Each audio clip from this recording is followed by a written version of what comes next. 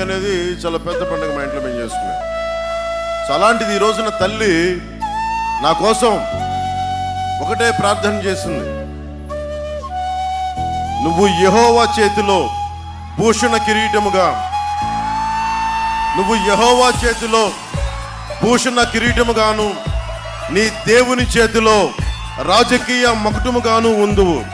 యెషయా 62:3 దీని మీద ఆవిడ ఈ ప్రార్థన చదివి నాకు ఆ దీవుల్ని ఇచ్చిన తల్లికి పాదాభివందనాలు చేసి మరి బయలుదేరాను.